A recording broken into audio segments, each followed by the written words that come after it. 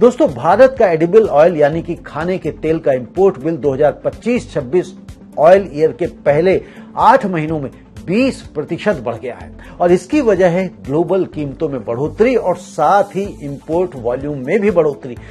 तो ये हुआ क्यों है? तो दोस्तों, भारत में सोयाबीन, सरसों, मूंगफली और सूरजमुखी जैसे तिलहन फसलों की पैदावार उतनी नहीं बढ़ पाई जितनी घरेलू खपत बढ़ी है।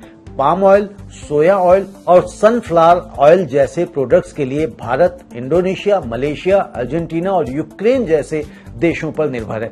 जब भी इन देशों में उत्पादन घटता है या एक्सपोर्ट पॉलिसी बदलती है तो सीधा असर भारत के इंपोर्ट बिल पर पड़ता है। तो ये मायने क्यों रखता है? दोस्तों, इसका असर सबसे पहले आम कंज्यूमर पर ही पड़ता है, इसीलिए सबसे ज्यादा मायने रखता है क्योंकि खाने का तेल हर घर के बजट का हिस्सा है। इंपोर्ट बिल बढ़ने का मतलब है करंट अकाउंट डेफिसिट पर दबाव और जिसका असर रुपये पर भी पड़ सकता है।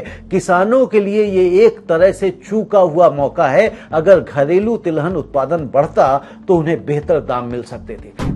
अब यहां पर अगर आप इसके रिस्क एंड अपॉर्चुनिटी देखें तो अपॉर्चुनिटी तो यह है कि अगर सरकार ऑयल पाम की खेती, ऑयल सीड की एमएसपी और टेक्नोलॉजी सपोर्ट पर तेजी से काम करे तो अगले 5 से 10 साल में भारत अपनी एडिबल ऑयल इंपोर्ट डिपेंडेंसी को काफी हद तक कम कर सकता है। और रिस्क क्या है? तो रिस्क यहां पर यह है कि अगर ये ट्रेंड यूं ही जारी रहा तो भारत एक ऐसे सेक्टर में परमानेंटली इंपोर्ट डिपेंडेंट बना रहेगा जो सीधे हर भारतीय की थाली से जुड़ा है।